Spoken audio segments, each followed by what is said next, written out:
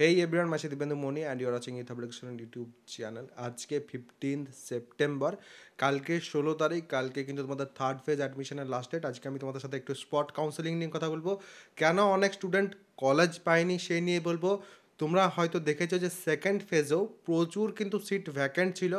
যে রকমের রিপোর্ট আসছে এখন অবধি থার্ড ফেজের পরও কিন্তু অনেক সিট ভ্যাকেন্ট থাকবে। স্পট কাউন্সেলিংয়ের কী হবে কিনা সেই নিয়ে সেই রিলেটেড কথা বলবো। বাট অনেক স্টুডেন্ট সিট ভ্যাকেন্ট থাকা সত্ত্বেও কেন সিট পাচ্ছে না এবং তোমাদের কি করতে হবে সেগুলো তোমরা বুঝতে পারবে। আজকে এবং কালকেও কিন্তু আমি আরও বিভিন্ন কলেজেসের সাথে যোগাযোগ করেছি, বিভিন্ন জায়গা থেকে যা আমি রিপোর্ট পাচ্ছি তোমাদের স্পট কাউন্সেলিং কিন্তু হওয়ার কথা, স্পট কাউন্সেলিং হবে এই পক্ষেই কিন্তু এখনও অবধি সব কিছু পাওয়া যাচ্ছে। এবার স্পট কাউন্সেলিং হবে কি না সেটা ফাইনাল আমি কিন্তু বলতে পারবো যখন অফিসিয়ালি কনফার্মেশন আসবে। অফিসিয়াল কনফার্মেশন ছাড়া কিন্তু কিছু বলা পসিবল নয়। আমি বারবার বলছি অফিসিয়াল কনফার্মেশন এলে তবেই কিন্তু তোমরাও কনফার্ম হবে যে তোমাদের স্পট কাউন্সেলিং হচ্ছে। এবং স্পট কাউন্সেলিংয়ের জন্য বসে থেকে 16 তারিখ অবধি যে তোমাদের ভর্তির ডেটটা আছে সেটাকে যদি কেউ নষ্ট করতে চাইছো তাহলে সেক্ষেত্রে সেটার আমি সম্পূর্ণ এগেন্স্ট। 16 তারিখের মধ্যে কিন্তু ভর্তি হয়ে যাও। ভর্তিতে এই বছর সবথেকে বড় সমস্যা কী হচ্ছে সেটা একটু বোঝার চেষ্টা করো। ভর্তিতে এই বছরের প্রথম যেটা আমি দেখছি সেটা হচ্ছে নিজের বাড়ির সামনের কলেজ চাইছে প্রত্যেকেই। ম্যাক্সিমাম স্টুডেন্ট চাইছে আমার বাড়ির সামনের কলেজ আমি যদি পাই সেক্ষেত্রে খুব ভালো হবে। বাড়ির সামনের কলেজের জন্য প্রচুর স্টুডেন্টস হচ্ছে যারা কিন্তু বিভিন্ন কলেজে ছেড়েছে।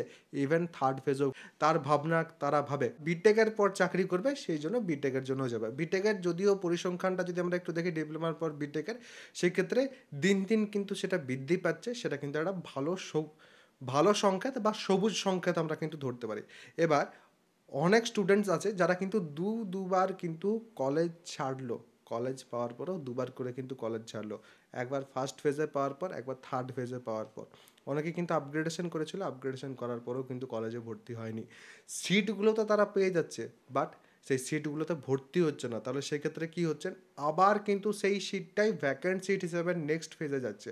যারা বলছো থার্ড ফেজে সিট পাইনি আমি, এত ভ্যাকেন্ট সিটস গেল কোথায়?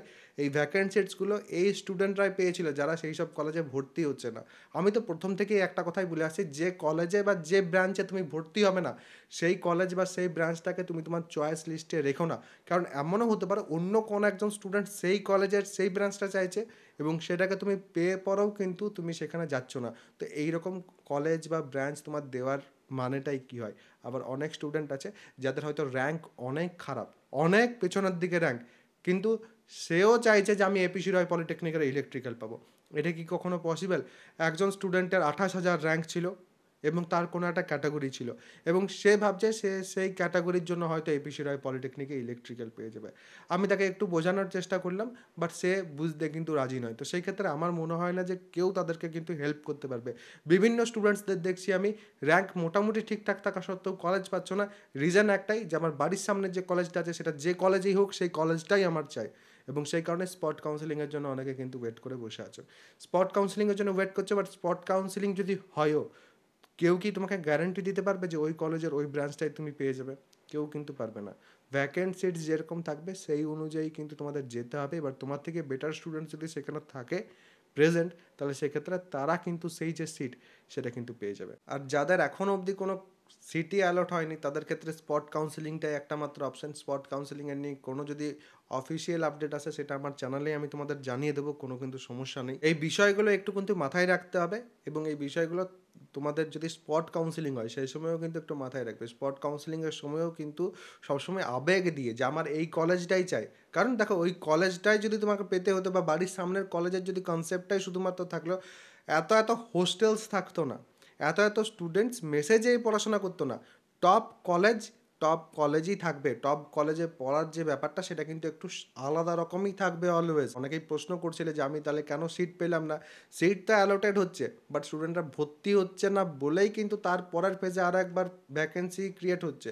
এই কথাটা কিন্তু মাথায় রাখবে। বাকি যারা এই মুহূর্তে ফার্স্ট সেমিস্টারে ভর্তি হচ্ছে বা অলরেডি ভর্তি হয়ে গেছো, তাদের প্রত্যেকে কিন্তু 4টে সাবজেক্টেই পড়তে হবে। তুমি যে কোনো ব্রাঞ্চেই ভর্তি হও না কেন তোমাকে কিন্তু 4টে সাবজেক্ট পড়তে হবে। এবং আমরা অলরেডি কিন্তু এই বছর লেট 1-1.5 মাসের মতো কিন্তু আমরা পিছিয়ে গেছি সময় অনুযায়ী। তো তোমরা চাইলে আমার যে ব্যাচ আছে সেটাতে কিন্তু এনরোলমেন্ট নিতে পারো। ব্যাচে এনরোলমেন্ট নিতে হলে তোমাদের কিন্তু নিচে ডেসক্রিপশন পিন কমেন্ট যে কোনো জায়গা থেকে অ্যাপ্লিকেশন যেটা সেটা ইনস্টল করতে হবে। অ্যাপটাকে ইনস্টল করার পর পেড কোর্সের সেকশন বা ব্যানার যে কোনো জায়গা থেকে আমার যে কোর্স সেখানে যেতে হবে। কোর্সে যাওয়ার পর তোমরা কিন্তু ওয়ান টাইম পেমেন্টের অপশান পাবে, ইএমআই এর অপশন পাবে। ওয়ান টাইম পেমেন্টের অপশানে যদি ওয়ান টাইম পেমেন্ট করো তাহলে সেক্ষেত্রে কিন্তু তোমরা 200 টাকা ছাড় পাবে YHE, ইউথ হাব এডুকেশনের YHE এই কুপন কোডটা ব্যবহার করলে। আর ইএমআই এর মাধ্যমে যদি চাও তাহলে সেক্ষেত্রে প্রতি মাসের যে ফিজ 199 টাকা কিছু পয়সা, সেই ফিজটা দেওয়ার মাধ্যমে তোমরা কিন্তু ব্যাচে এনরোলমেন্ট নিতে পারো, যেখানে তোমরা কিন্তু লাইভ ক্লাস, কম্প্যাক্ট ক্লাস, সাজেশনের ডিসকাশন, নোটস যা যা তোমাদের লাগবে সব কিছু কিন্তু সেখানেই তোমরা পেয়ে যাবে। তো অবশ্যই যারা যারা চাইছো জয়েন হতে তারা অবশ্যই কিন্তু জয়েন হয়ে যেতে পারো। নিচে ডেসক্রিপশন পিন কমেন্টে আমার যে অ্যাপ্লিকেশন তার লিঙ্ক দেওয়া আছে, এবং এরপরও যদি কারোর কোনো রকম কোনো প্রশ্ন থাকে কমেন্ট সেকশনে অবশ্যই কিন্তু জানিয়ে যাবে। সবাই ভালো থাকবে, সুস্থ থাকবে এবং আমার সাথে থাকবে।